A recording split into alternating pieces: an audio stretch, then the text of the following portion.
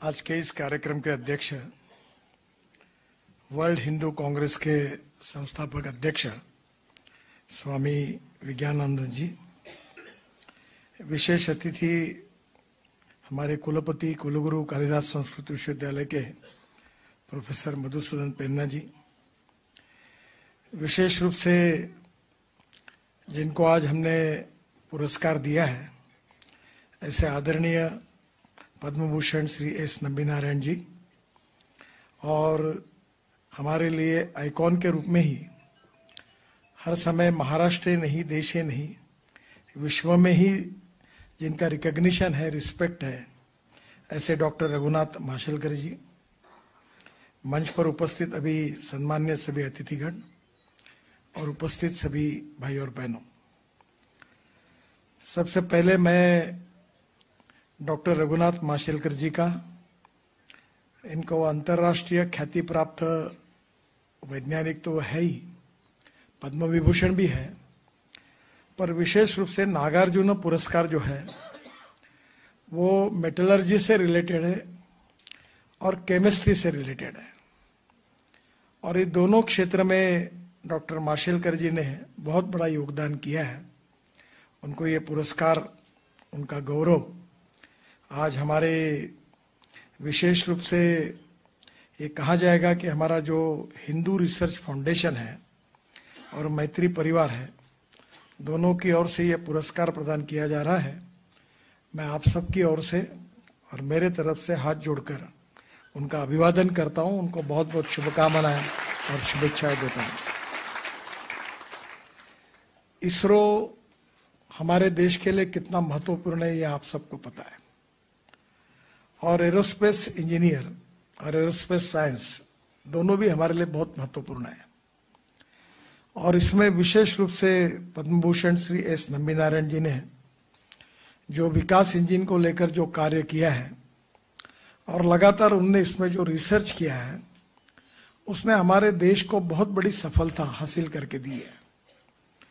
और इसलिए आचार्य भारद्वाज, जिनका संबंध हमारे दृष्टि से हमारे पुराने कार्यकाल में ये एरोस्पेस साइंस ही है, और उन्हीं के नाम का ये पुरस्कार श्री एस नंबी नारायण जी को मिल रहा है, ये भी हमारे लिए बहुत अभिमान का विषय है। और विशेष रूप से वो भी वर्ल्ड रिकॉग्नाइज है, और इस कार्य के लिए उनको पूरे क्षेत्र में एक बहुत बड़ा रिकॉग्निशन है, और उनके जैसे व्यक्ति को आज हम सत्कारित कर रहे हैं आचार्य भारद्वाज पुरस्कार से, ये भी हमारा परम भाग्य है। मैं हाथ जोड़कर उनको भी बहुत बहुत अभिवादन करता हूँ, शुभकामनाएं देता हूँ, अभिनंदन करता हूँ। स्वामी जी वर्ल्ड हिंदू कांग्रेस का कार्य कर रहे हैं, और अमेरिका में काफी विश्व में उनका भ्रमण होता है। हिंदुत्व, हिंदू जीवन पद्धति और हिंदू, इन सभी शब्दों के बारे में दुर्भाग्यवश इमेज वर्सेस रियलिटी ऐसी कहानी है। उपासना पद्धति और हिंदुत्व, हिंदू विचार पद्धति, हिंदू परिवार पद्धति, हिंदू जीवन पद्धति और मूल्याधिष्ठित जीवन पद्धति, परिवार पद्धति, इन सब बातों का अलग अलग रेफरेंस में अध्ययन करने की भी आवश्यकता है। पर कभी कभी पॉलिटिक्स के कारण, पॉलिटिक्स की मर्यादाओं के कारण इसके बारे में ये संकुचित है, ऐसा कहा जाता है। हिंदुत्व ये सभी को सर्वसमावेशक है, सहिष्णु है, और सभी को समाने की ताकत है। और विवेकानंद जी इसके लिए हमारे लिए सबसे बड़े आदर्श हैं। शिकागो के अपने भाषण में उन्होंने जो भाषण दिया वो जग प्रसिद्ध है। उसमें उन्होंने ये कहा कि मैं जिस धर्म से आता हूं वो धर्म श्रेष्ठ है और वो भगवान श्रेष्ठ है, ये कहने के लिए मैं आपके पास नहीं आया हूं। उन्होंने कहा कि आप जिस जिस भगवान पर विश्वास रखते हैं, जिस जिस धर्म पर आप विश्वास रखते हैं, वो अंततोगत्वा एक ही जगह पर सबको लेकर जाने वाला है। जो संस्कृत सुभाषित है, आकाशात पतितम तोयम यथा गच्छति सागरम सर्वदेव नमस्कार केशवम प्रति गच्छति। और इसी बात को विवेकानंद जी ने कहा था। हमारे मराठी कवि ने इसका बहुत सुंदर अनुवाद किया है की पडे खाल तिजे नभातून पाणी, जसे सागरा तेच मिळून जाई, नमस्कार कोण्याही देवास केला, परी शेवटी तो पोहोचतो केशवाला। तो हमारी जीवन पद्धति, हमारी विचार पद्धति ये सर्व समावेशक है। हम संकुचित भी नहीं है, हम सहिष्णु हैं और सर्व समावेशक है। सेक्युलर शब्द का अर्थ जो है इंग्लिश डिक्शनरी में वो धर्मनिरपेक्ष है, वो सर्वधर्म समभाव ऐसा अर्थ है, धर्मनिरपेक्ष नहीं है। पर हमारे यहां सेक्युलर शब्द का अर्थ धर्मनिरपेक्ष लगाया गया है, और इसलिए आज सर्वधर्म समभाव ये हमारा फीलिंग है जो हिंदुत्व की आधारशिला है। हमने सबका सम्मान किया है, और जो भी लोग भारतीय संस्कृति, हिंदू संस्कृति में विदेशों से आए हैं वो अपने बनकर यहाँ रहे, यही हमारा इतिहास है। ईरान से पर्शियन आए, पारसी आए, आज हमारे बीच में वो इस प्रकार से मिले कि वो अलग नहीं है। और इसलिए स्वाभाविक रूप से हम लोग यही बात दोहराते हैं कि संस्कृति सबकी एक चिरंतन पुरखे जिसके हिंदू है, विराट सागर समाज अपना हम सब इसके बिंदु है। पर स्वाभाविक रूप से जो एक महत्वपूर्ण बात है कि पिछले 75 साल में राजनीति में जिस प्रकार के ध्रुवीकरण हुए और अंग्रेजों के शासन काल में जिस प्रकार का इतिहास उन्होंने लिखा, उसके कारण काफी बड़े प्रमाण पर समाज में कुछ गलतफहमियां भी अस्तित्व में है। और इसको दूर करने के लिए स्वामी जी वर्ल्ड हिंदू कांग्रेस की ओर से अनेक बार इसमें काफी अच्छा काम कर रहे हैं। एक बात जरूर है कि मैं अक्सर लोगों को यह कहता हूं कि कोई भी साइंटिस्ट जो होता है वो अपने टेक्नोलॉजी और इनोवेशन के बारे में बहुत आत्मविश्वास के साथ कहता भी है, और वो उसका अध्ययन भी होता है। पर सक्सेसफुल जब कोई चीज चाहिए तो प्रूवन टेक्नोलॉजी ये बिल्कुल चाहिए, टेक्नोलॉजी प्रूवन चाहिए।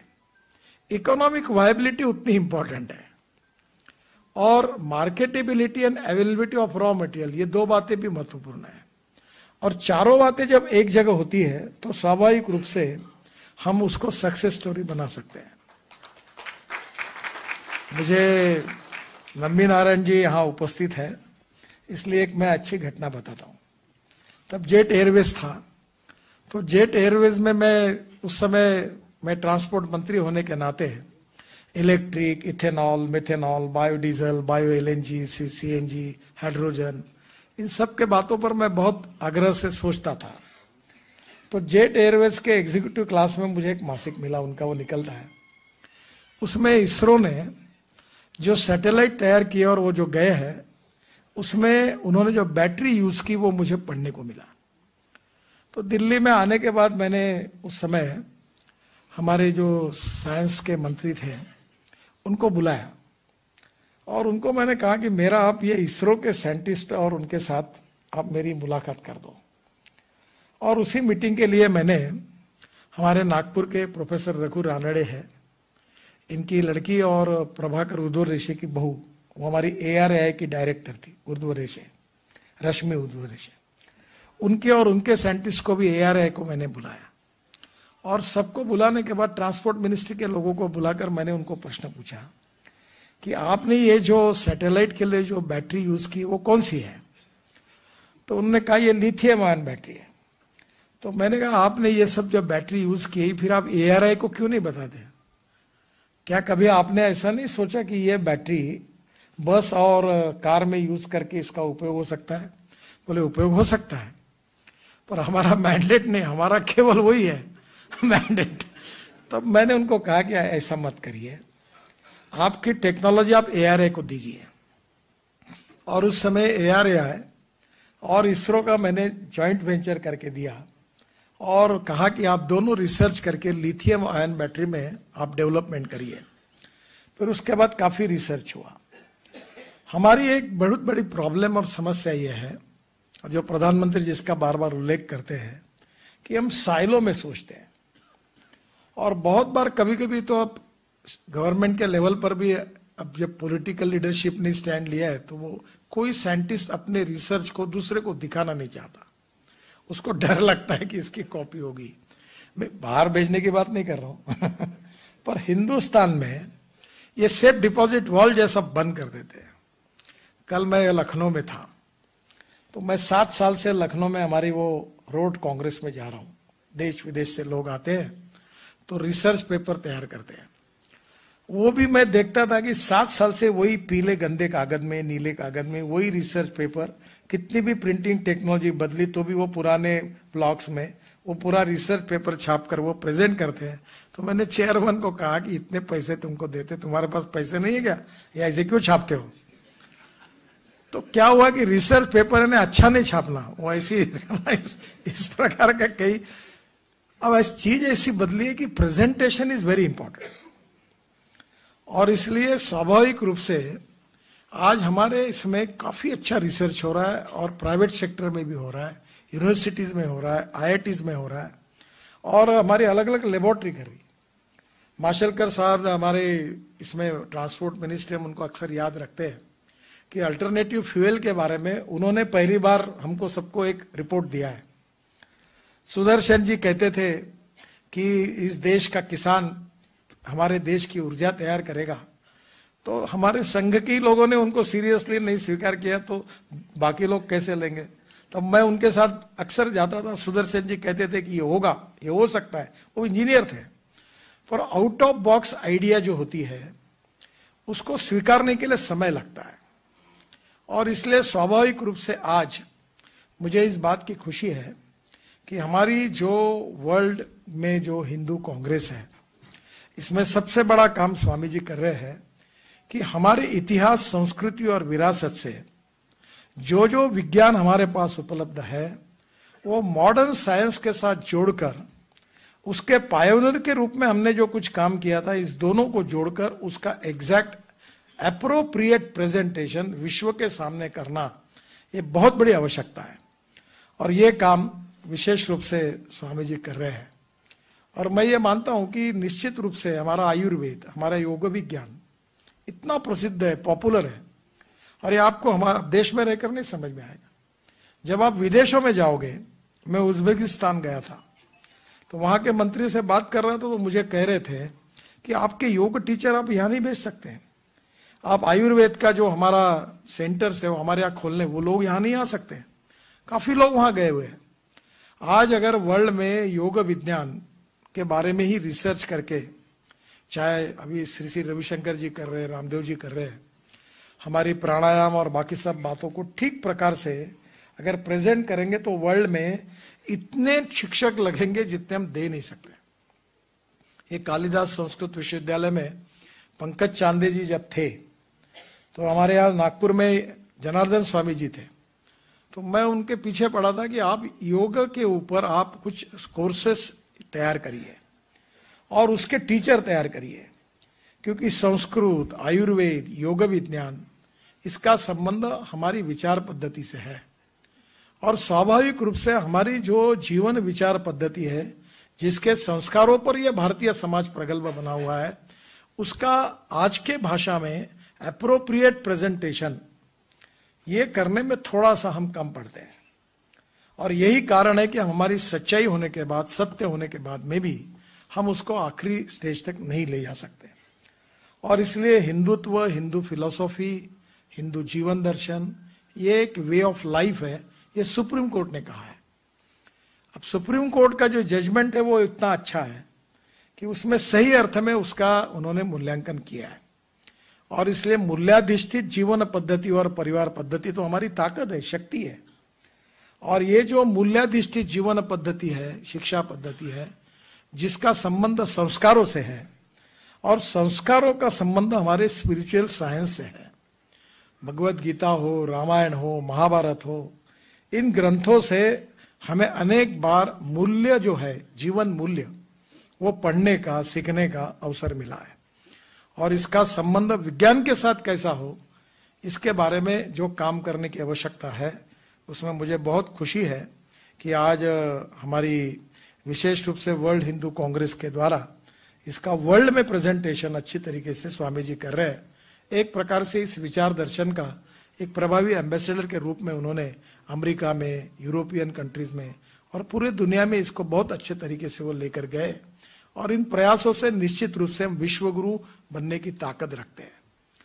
अभी इकोनॉमिक्स की बात होती है तो हम लोग आज हिंदू इकोनॉमिक्स पर, हमारे यहाँ एक नागपुर में एक लेफ्टिस्ट विचारधारा के डॉक्टर एम.जी. बोकरे थे और वो काफी बड़े मार्क्सिस्ट थे। जीएस कॉमर्स कॉलेज में हमारे लेक्चरर थे।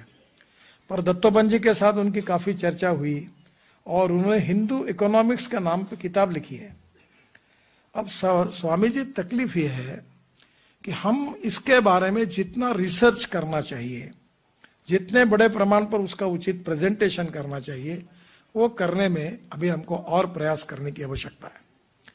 डॉक्टर माशेलकर जी हो, नम्बी नारायण जी हो, ये अक्सर कहते हैं और उनके कहने का सार यही होता है कि innovation, entrepreneurship, science, technology, research, skilled and successful practices, we name it as a knowledge and knowledge is the power and conversion of knowledge into wealth is the future.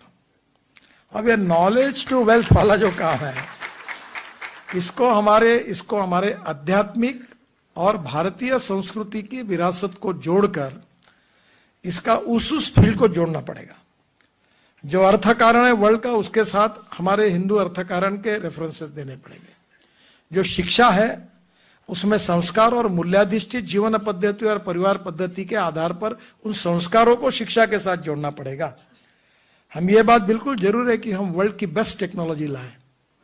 ये बिल्कुल जरूरी है कि वर्ल्ड में भी कोई रिसर्च होगा तो उसको भी स्वीकार करें, पर हमारे बेसिक बातों को लेकर भी हम आगे जाकर लोगों के सामने, वर्ल्ड के सामने भी प्रेजेंट करें। और इसलिए मुझे इस बात की खुशी है कि डॉक्टर माशेलकर जी और नम्बी नारायण जी, ये दो ऐसे लोग हैं, वो हमारे लिए आइकॉनिक पर्सनैलिटीज हैं, आज हमारे लिए प्रेरणा के स्रोत हैं। और इसलिए आज हमें इनसे ये समझकर, विशेष रूप से नई जनरेशन में जो हमारी IITs है, हमारे इंस्टीट्यूट्स हैं, उसमें रिसर्च को प्राधान्य नहीं है। वर्ल्ड में जहां हम जाएंगे तो वहां की इंडस्ट्री में 10% ऑफ प्रॉफिट उनके रिसर्च पे खर्चा होता है और हमारे यहाँ 1-1.5% भी कोई करता नहीं। मैं एग्रीकल्चर में काम करता हूँ, मेरी रुचि ज्यादा एग्रीकल्चर में है, तो मैं बहुत बार सोचता हूँ। आज ही मैं सुबह एक भाषण दे रहा था इंदौर में, तो सोयाबीन के वर्ल्ड कॉन्फ्रेंस थी, वर्ल्ड कांग्रेस थी, तो मैंने उनको कहा कि हमारे यहाँ अमेरिका में 1 एकड़ में 30 क्विंटल सोयाबीन होता है, हमारे यहाँ अर्जेंटीना में 28 क्विंटल होता है, ब्राजील में 26 क्विंटल होता है और हमारे देश में 5 क्विंटल होता है। और मेरे यहाँ सोयाबीन है, इस बार तो पानी में पूरा सड़ गया, अब क्या मालूम क्या होगा उसका। तो ऐसा क्यों है, क्यों हम ऐसे? हमारे दोनों वाइस चांसलर मुझे बीच में मिले, मैंने कहा हमको आपकी यूनिवर्सिटी से कोई मतलब नहीं है। अगर हमारे कपास का अगर प्रोडक्शन नहीं बढ़ेगा, सोयाबीन का प्रोडक्शन 15 क्विंटल नहीं बढ़ेगा, तो तुम्हारी यूनिवर्सिटी से हमको कोई लेना देना नहीं है। हमको ये चाहिए, आप यहां बैठे हो, ये करके दिखाओ, नहीं तो उसका उपयोग ही नहीं। वहां के रीजन को, हमारे यहाँ WCL है पर कोल माइन का हमारे यहाँ कुछ नहीं है। हमारे यहाँ कॉटन है पर टेक्सटाइल इंजीनियरिंग हमारे यहाँ नहीं है। हमारा कॉटन एक्सपोर्ट होता बांग्लादेश को। और इसीलिए नॉलेज ये साइलो में नहीं, we need cooperation, coordination and communication between the stakeholders. We need to present our knowledge taking the background of our Indian history, इतिहास, संस्कृति और विरासत, और जो हमारी जीवन पद्धति के साथ है, और उसमें ऐसी सक्सेस स्टोरी है। ऐसा नहीं है कि ये आउटडेटेड है। मैं ये भी मानता हूं, क्योंकि मैं नई पीढ़ी का हूं। ओल्ड इज गोल्ड मानने वालों में से मैं नहीं हूं। जो ओल्ड है, जो भंगार बना है, जो काम करनी है, उसको बाजू में रख दो, जो गोल्ड है उसको लो। आज भी आयुर्वेद उपचार पद्धति में कितने अच्छे अच्छे परिणाम निकल रहे हैं, और ये तो अनुभव करते हैं। मैं रोज 1.5 घंटा प्राणायाम करता हूं। मेरा पूरा जीवन अनियमितता की चरम सीमा पर पहले था। 50 साल तक काम करता था पार्टी का, 12-1 बजते थे, रास्ते पे जो हॉल रास्ते पे लगता था, कहीं समोसा खा लो, ढाबे पे खाना खा लो, गाड़ी में बैठो, निकल जाओ, ऐसे ही चलता था। अभी मैं रोज सुबह उठकर व्यायाम करता हूँ, प्राणायाम करता हूँ। मुझे अमिताभ बच्चन जी के घर पे गया था, तो मुझे बोले पहले ये बताओ कि आप तो 10 साल यंग लग रहे हो, आप क्या करते हो? मैंने बोला मैं आप भी फिर से यंग बन जाओगे और हीरो का काम करने लगेंगे, ऐसा फॉर्मूला देता हूं। मैंने कहा आप रोज प्राणायाम करो। मुझे कोविड के कारण ये आदत हुई और मेरी प्रकृति सुधर गई। तो ये ताकत है। और इसलिए कभी कभी मैं लोगों को कहता हूं तुम केवल कागज पर मत बताओ रिसर्च, उसको स्टैंडर्डाइज करो। यूनिवर्सिटी में जाओ, इंस्टीट्यूशन में जाओ, उसको सर्टिफाई ले लो, सर्टिफिकेट ले लो। बहुत से लोग खूब अच्छा काम करते पर वो सर्टिफाई नहीं होता, तो लोग विश्वास नहीं रखते। तो मेरा निश्चित रूप से इस बात के लिए मुझे बहुत खुशी है कि आज वर्ल्ड हिंदू कांग्रेस ने और हमारे मैत्री परिवार ने ये दोनों का सुवर्ण मध्य साध्य किया है। और इससे इन दोनों महानुभाव के मार्गदर्शन से और उनके आदर्श से हमारी जीवन पद्धति जो है इतिहास, संस्कृति और विरासत के आधार पर, और मॉडर्न साइंस जो है, जो हमारे विचार पद्धति के आधार पर विकसित है वो भी, उसके बाद हमारे साइंटिस्ट ने विकसित किया वो भी, और विश्व में जिन्होंने सक्सेसफुल प्रैक्टिसेस में किया वो भी, इसका इतना फायदा है आप इमेजिन नहीं कर सकते। मैं एक झोझिला करके कारगिल के नीचे टनल बना रहा हूं, 4 बार उसका टेंडर हुआ और आखिरी उसकी कास्ट 12,000 करोड़ हुई। और 5वीं बार करते समय मैं सोच रहा था कि ये इतना, मैं इंजीनियर नहीं हूं, तो मैं सोच रहा था कि ये कॉस्ट कैसे कम करें। तो दिल्ली में जैसे चैम्बर ऑफ कॉमर्स होता है, एसोसिएम करके एक संस्था थी, मैंने उनको कहा कि आप वर्ल्ड के लोगों को बुलाकर टनल पर सेमिनार करो, 3 दिन का वर्कशॉप करो, मैं स्पॉन्सरशिप देता हूं। और हमारे इंजीनियर्स और वर्ल्ड की टेक्नोलॉजी के लोग आए, आईआईटी के लोग आए, और 3 दिन चला। और मेरे साथ मैं जब मुंबई पुणे एक्सप्रेस हाईवे मैंने बनाया था, तब ये हिंदुस्तान कंस्ट्रक्शन कंपनी के एमडी थे मिस्टर धर्माधिकारी।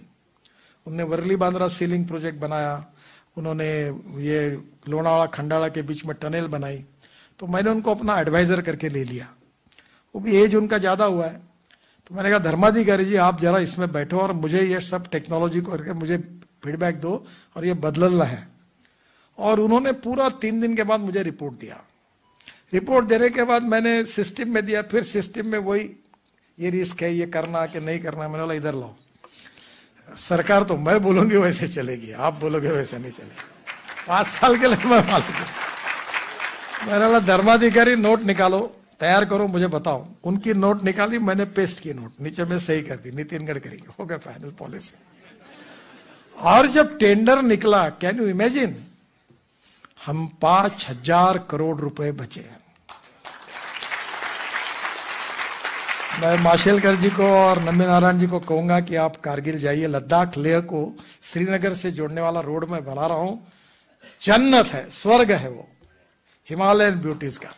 वह वहां से टनल से ऊपर बाबा अमरनाथ दिखते ऊपर, आप स्वामी जी गए होंगे वहां। अब मैं वहां रोपवे बनाने की कोशिश कर रहा हूं। और लद्दाख लेह में हमारे गोवा के एक स्टार्टअप ने ये फेनिकुलर रेलवे बनाई है। तो कल दिल्ली में मीटिंग है मेरी एलजी के साथ, और मैं 28 जगह पर वो फेनिकुलर रेल बना रहा हूं। तो वैसी रेल बनाकर मैं अमरनाथ तक पहुंचने का सपना देख रहा हूं। तो ये टेक्नोलॉजी जो है इतनी बदली हुई है, इसका फायदा होता है। एक बहुत अच्छी टेक्नोलॉजी आई मलेशिया में, ऐसा नहीं है कि हमारे पास सब है। ये स्टील और सीमेंट वाले, मैं तो अभी देश का 40% स्टील और सीमेंट हम ही खरीदते हैं और कार्टेल कर करके रेट बढ़ाते हैं। तो मैं चाहता हूं कि ये कम उपयोग में आए। तो उन्होंने किया हमारी मेट्रो में, हमारे ब्रिजेस में, डिस्टेंस बिटवीन 2 पियर ये 30 मीटर होता है, उससे ज्यादा नहीं होता। अभी हमने ये तय किया, वो टेक्नोलॉजी है कि ये 120 मीटर हो सकता है। तो 3 पियर गायब हो गए तो 40% कॉस्ट कम हो गई। तो 40% कॉस्ट कम हो गई तो एकदम कितना फर्क है। मैं माजुली आइलैंड है आसाम में, ब्रह्मपुत्र में, सोनवाल हमारे उनकी कॉन्स्टिट्यूंसी है। तो चुनाव में मुझे लेकर गया, मैं हेलीकॉप्टर बैठा और वो ब्रह्मपुत्र क्रॉस कर रहा था। तो मुझे बोल रहे थे ब्रिज घोषित करो। वो पागल हो गए क्या, ये नदी नहीं है, ये समुंदर है, यहाँ कहाँ ब्रिज होगा। तो बोले आप चाहते नहीं, मैं मुख्यमंत्री हूं, मैं चुन के आऊं, आपने मुझे पार्टी में लाया, मैं चुनाव हारने वाला हूं, इसके ऊपर आपको जो करना है करो। तो उसने मुझे इमोशनल ब्लैकमेलिंग किया। तो मैं उतर गया हेलीकॉप्टर से और मैंने बोला अब जो होगा सो नहीं होगा, पर ये तो चुनाव जीते। तो मैंने घोषणा कर दी कि ये ब्रिज बनाएंगे। और जब मैं वापस दिल्ली आया तो हमारे इंजीनियर्स ने कहा सर इसको 6,000 करोड़ रुपए लगेंगे। मैंने हाथ लगाया, अब 6,000 करोड़ का ब्रिज कैसे बनाना। फिर मैंने कहा टेक्नोलॉजी बदलो, और ये जो टेक्नोलॉजी लाई इसको अभी हमने एक्सेप्ट की। रवि सिन्हा करके मुंबई IIT के सिविल इंजीनियरिंग डिपार्टमेंट है, उनको मैंने मलेशिया भेजा एक डेलीगेशन को, और वो एक्सेप्ट की। और मैंने कहा इस टेक्नोलॉजी के ऊपर IRC के नाम बदलकर टेंडर निकालो, तो आपको ताज्जुब होगा 6,000 करोड़ का ब्रिज 680 करोड़ में बन रहा है, और अभी उसका काम शुरू है। तो ये जो नॉलेज के साथ टेक्नोलॉजी जुड़ी हुई है, और टेक्नोलॉजी के साथ हमारा इतिहास, संस्कृति और विरासत जुड़ी हुई है, इसके कोऑर्डिनेशन को लेकर इसका प्रॉपर प्रेजेंटेशन करने से आज हम 5वें नंबर पर वर्ल्ड में हैं। और प्रधानमंत्री जी का सपना है कि हम आत्मनिर्भर भारत बने। 75 साल हमने पूरे किए हैं, और अब अमृत काल शुरू हुआ है। तो इस अमृत काल में technology, research, innovation, entrepreneurship, science ये बहुत इंपॉर्टेंट है, पर ये सर्वस्व नहीं है, अल्टीमेट नहीं है। इसके साथ ज्ञान, विज्ञान, तंत्र विज्ञान के साथ इतिहास, संस्कृति, विरासत, मूल्याधिष्ठित जीवन पद्धति और परिवार पद्धति और संस्कार और स्पिरिचुअल साइंस सबको कोऑर्डिनेट करके अल्टीमेट जो फिलॉसफी है, जो जीवन दर्शन है, वही हमें विश्व गुरु बनाएगा, और वही दुनिया की सबसे बड़ी ताकत बनाएगा। और उसमें हम सबका ये गौरव है कि इस हमारे उद्दिष्ट को, मिशन को पूरा करने में जिन लोगों की ज्ञान साधना हमारे लिए उपयोगी हो सकती है, ऐसे 2 वर्ल्ड रिकॉग्नाइज ज्ञानी जिनके प्रति हमारे समाज में, देश में बहुत बड़ा हमें आदर है, सम्मान है, उनका हम सम्मान कर रहे हैं। नंबी नारायण जी को तो मैं वैसे जानता हूं, पर आज प्रत्यक्ष रूप से उनसे मेरा परिचय हुआ। पर माशेलकर जी को मैं 30-35 साल से जानता हूं। मैं उनके पूरे जीवन को जानता हूं, उनकी एक एक कार्य, हल्दी से लेकर, उससे परिचित हूं। और उसके बाद भी, इतना सब होने के बाद, डाउन टू अर्थ और देश के लिए, समाज के लिए, हमारे जीवन पद्धति के लिए समर्पित, कोई भी कॉम्प्रोमाइज करने वाला व्यक्तित्व नहीं है, ऐसा उनका व्यक्तित्व है। और ये दोनों हमारे लिए आइकॉन है। निश्चित रूप से हम सब लोगों के लिए और भविष्य के लिए वो प्रेरणादायी है, और उनके मार्गदर्शन में भारतीय समाज को, भारत को, हिंदुस्तान को आत्मनिर्भर भारत बनाने का जो हमारा सबका सपना है, विश्वगुरु बनाने का जो सपना है, वो सपना केवल एक ही बात को लेकर चलकर नहीं होगा। हमको सब बातों को इंटीग्रेट करके अल्टीमेट हमको पूर्णांक की ओर जाना है। ऐसा कहा जाता है कि no one is perfect and no one can claim that he is perfect. उत्तम, अधिक उत्तम, सर्वोत्तम, up to infinity. You cannot catch your own image. पर ये स्वामी जी को ऐसा फिलॉसफी बनाना है, ऐसा एक उसका केमिकल तैयार करना है कि जो हमारी पुरानी अच्छी बातें, इतिहास, विरासत, संस्कृति की, हिंदू जीवन पद्धति की, और उसके साथ साथ दुनिया की और देश की रिसर्च को लेकर हमें आगे निकलना है और विश्व गुरु बनाना है। आखिर में एक बात, आज विवेकानंद जी का हम स्मरण कर रहे हैं, मुझे लगता है कि उनका सपना पूरा होगा। उन्होंने कहा था कि 18वीं सदी जो थी वो मुगल सल्तनत की थी। 19वीं सदी जब आई तो अंग्रेजों की पावर पूरे दुनिया में, उनके विश्व में उनका झंडा लहरा रहा था। 20वीं सदी जो थी वो America as a super power आई, वो भी सच्चाई है। और उन्होंने कहा था कि 21वीं सदी जो होगी वो हिंदुस्तान की होगी और भारत की होगी। और भारत की होगी यानी हिंदू जीवन दर्शन। हिंदुत्व ये संकुचित शब्द नहीं है। जिनकी उपासना पद्धति अलग अलग है वो भी हम एक ही है, भारतीय है। भारतीय यानी हिंदू है। चाहे वो कोई मस्जिद में जाए, कोई चर्च में जाए, कोई गुरुद्वारे में जाए, कहीं भी जाए, पर हम सब एक हैं। तो ये हमारी है। और मुझे विश्वास है कि निश्चित रूप से हमारी हिंदू कांग्रेस और मैत्री परिवार को मैं धन्यवाद दूंगा। और फिर से एक बार इन दोनों महानुभावों को, मैं नागपुर का सांसद भी हूं, इसलिए फिर से एक बार हमारी नागपुर की जनता की ओर से, आप सबकी ओर से अभिवादन करते हुए उनको दीर्घायुष्य प्राप्त हो, निरोगी जीवन प्राप्त हो और जीवन के आखिरी क्षण तक उनके ज्ञान का उपयोग समाज को और देश को लिए ऐसा ही होता रहेगा। इस विश्वास के साथ मैं अपनी बात को समाप्त करता हूं। धन्यवाद।